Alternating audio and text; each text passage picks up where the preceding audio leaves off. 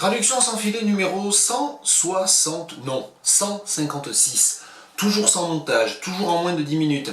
Et j'ai commencé à faire quelque chose ce matin qui est un peu fastidieux, mais qui va non seulement m'aider à préparer ma communication du 13 novembre, mais aussi ensuite, en l'alimentant régulièrement, permettra d'avoir une sorte d'index ou d'accès.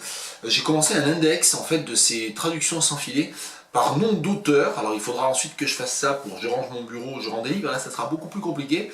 D'autant que j'ai pas tout de suite, enfin dès le début de ces vidéos, fait vraiment la liste écrite des livres dont je parlais. Bon, c'est pas très grave. En faisant cet index, je me suis rendu compte d'une chose que je savais bien évidemment, qui était que l'essentiel, l'immense majorité, l'écrasante majorité de ces traductions sans filet portaient sur des auteurs français que je traduisais en anglais, ou sur des auteurs anglais que je traduisais en français, et qu'il y avait très peu d'autres langues. J'avais fait 2-3 incursions dans la langue allemande, mais sans plus. Alors c'était l'occasion un petit peu de... l'autre chose dont je me suis rendu compte, oui pardon, c'est que il n'y a pas vraiment de parité. J'ai traduit beaucoup plus de textes d'auteurs que d'auteureux, que d'écrivaines. Bon, il n'y a pas d'obligation absolue de respecter une parité totale, je me fixe aucune limite, mais il se trouve que, et là ça fait partie des autres petits projets que j'avais aussi, c'était de travailler sur les boîtes à livres, vous savez ces boîtes qu'il y a dans les villes, dans les jardins publics, etc., où on peut déposer des livres dont on ne veut plus, et où on peut récupérer des livres éventuellement, et ça m'arrive, je ne les pratique pas systématiquement, mais ça m'arrive effectivement d'y prendre de loin en loin un livre, puis j'ai commencé aussi un petit peu à faire du dépôt. Et il y a une boîte à livres dans un des halls de l'université, au site Tanner, et j'y ai trouvé, j'avais mis ça sur Facebook, j'y ai trouvé la dernière fois, et donc j'y ai pris une édition un peu bizarre, un peu cartonnée d'un grand classique de la littérature du 19e siècle, que je n'avais jamais lu, Die Judenbuch de Annette von Droste-Hülshoff. Alors Annette von Droste-Hülshoff, c'est une écrivaine, poète, moi je la connaissais que comme poète en fait, puisque j'avais jamais lu cette nouvelle un peu classique, du 19e siècle, et Wikipédia indique même qu'elle est compositrice, ou qu'elle était compositrice. Voilà, sa vie coïncide vraiment avec la première moitié du 19e siècle. Et donc je me suis dit que j'allais, comme je le fais souvent, marquer le coup en faisant une traduction, en me mettant un peu en danger, parce que l'allemand est loin d'être une évidence pour moi, mes souvenirs sont lointains et j'ai jamais été excellent en allemand, loin de là. Et donc un peu au hasard, j'ai ouvert le livre à la page 49 ici, et je vais donc lire un petit extrait que je vais essayer ensuite de traduire en moins de 10 minutes. 4 Jahre waren verflossen. Es war im Oktober. Der milde Herbst von 1760, der alle Scheunen mit Korn und alle Keller mit Wein füllte, hatte seinen Reichtum auch über diesen Erdwinkel strömen lassen. Und man sah mehr Betrunkene, hörte von mehr Schlägereien und Dumenstreichen als je. Überall gab's Lustbarkeiten. Der blaue Montag kam in Aufnahme, und wer ein paar Taler erübrigt hatte, wollte gleich eine Frau dazu, die ihm heute essen und morgen hungern helfen könne. Je vais m'arrêter là, parce que alors après, il y a vraiment des choses que je ne comprends pas, et même là, en fait, je ne suis pas trop sûr de tout. Bon, c'est l'exercice improvisation. 4 Jahre waren verflossen.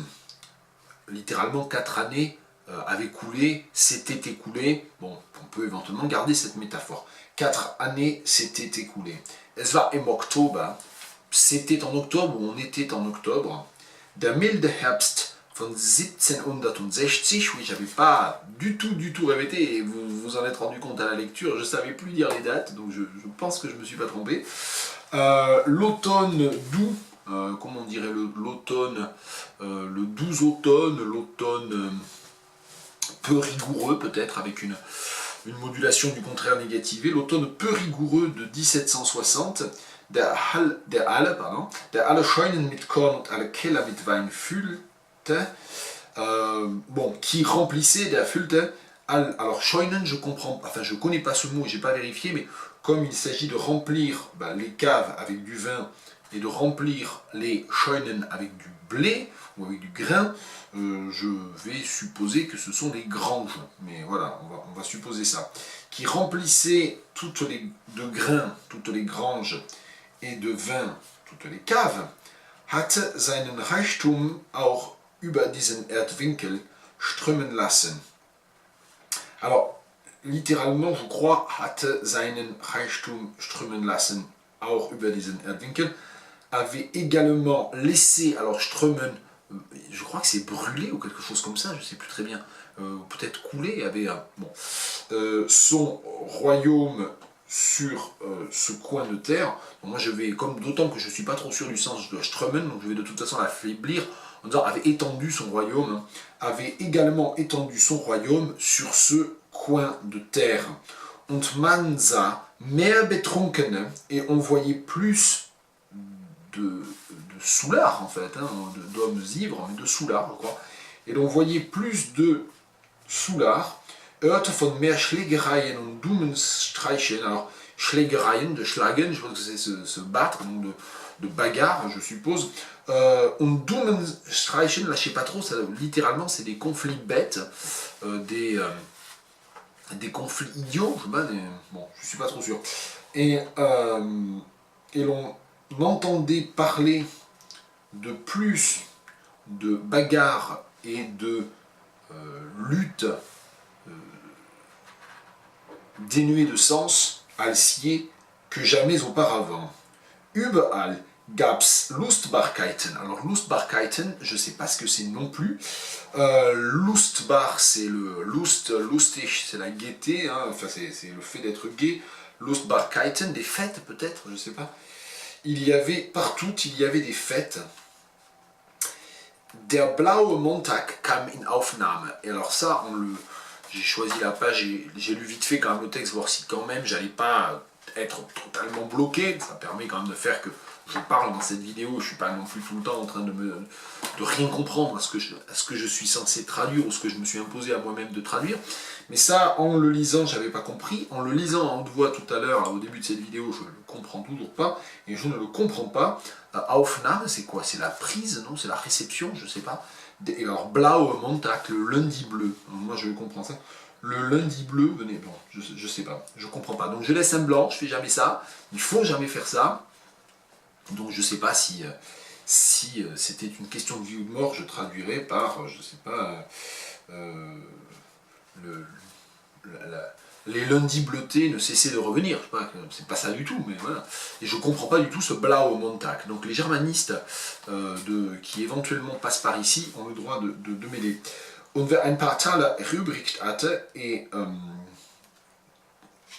alors littéralement, qui avait erübrigt, je suppose c'était accaparé ou avait réussi à gagner ein paar Taler quelques sous, donc tous ceux qui, moi je vais plutôt le pluraliser, tous ceux qui avaient réussi à engranger quelques sous, wollte gleich eine Frau dazu, voulait prendre femme,